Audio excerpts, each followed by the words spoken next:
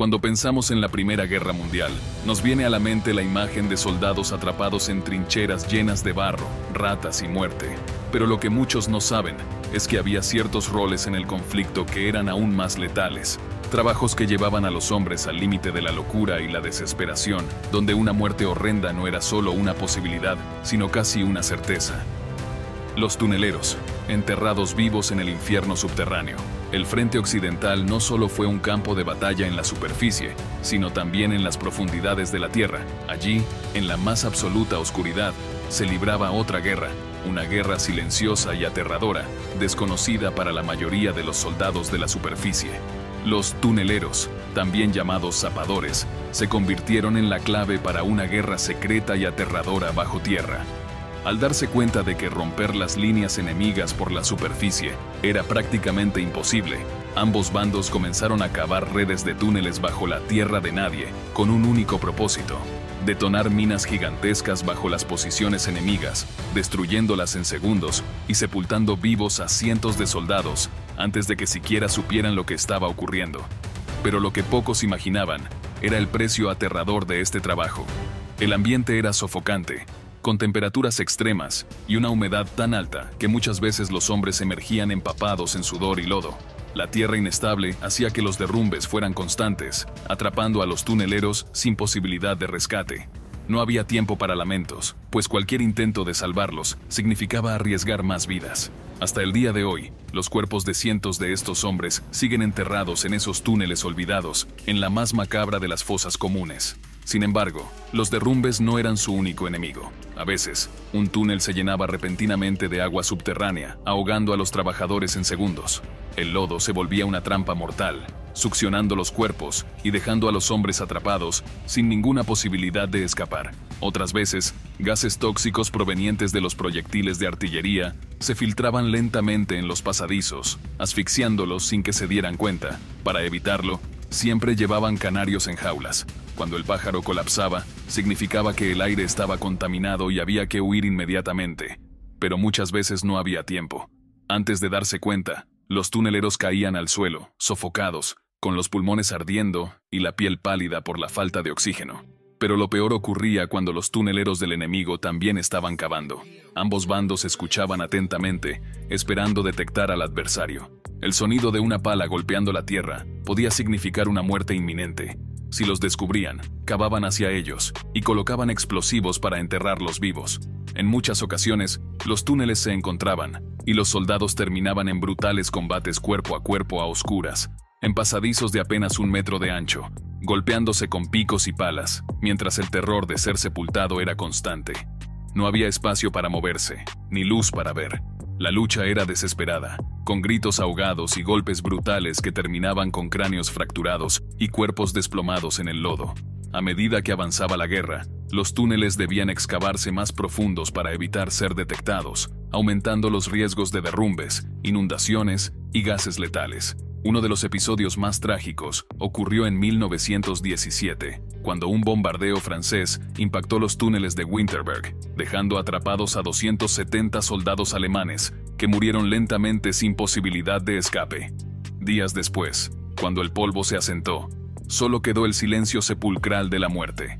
Los asaltantes de trincheras, fantasmas que sembraban el pánico en la oscuridad. En la Primera Guerra Mundial, había un grupo de soldados que vivían en la sombra, acechando en la oscuridad y aterrorizando al enemigo.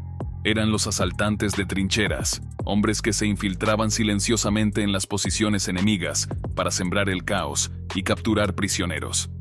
Estos guerreros nocturnos eran elegidos por su valentía y ferocidad. No llevaban rifles ni bayonetas largas, sino cuchillos, garrotes, granadas y pistolas, diseñados para matar en segundos sin hacer ruido. Se cubrían el rostro con carbón y lodo, y esperaban la noche más oscura o la niebla más densa para escabullirse entre el alambre de púas. Cada movimiento debía ser calculado, no podían hacer un solo ruido. Si los centinelas enemigos los detectaban, toda la línea enemiga abriría fuego y no quedaría rastro de ellos al amanecer. Pero lo peor era cuando una bengala iluminaba el campo de batalla. En ese instante, los asaltantes debían quedarse completamente inmóviles, con el corazón latiendo con furia, esperando que la luz desapareciera antes de seguir arrastrándose entre cadáveres y cráteres. Y si lograban llegar a la trinchera enemiga, comenzaba el verdadero horror. Combates cuerpo a cuerpo en pasadizos estrechos, donde el más mínimo error significaba la muerte instantánea.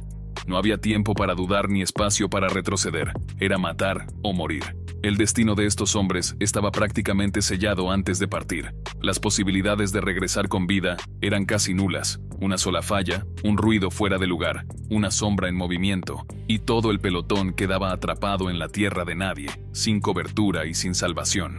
Primero, debían cortar el alambre de púas enemigo sin hacer ruido. Luego, eliminaban silenciosamente al centinela enemigo, porque un solo grito podía desatar una tormenta de balas. Si lograban esto, el verdadero horror comenzaba. Con la ferocidad de una bestia, lanzaban granadas en la trinchera enemiga y antes de que el humo se disipara, se lanzaban al combate cuerpo a cuerpo. En la confusión, los soldados enemigos apenas tenían segundos para reaccionar antes de ser asesinados con cuchillos, garrotes y pistolas a quemarropa.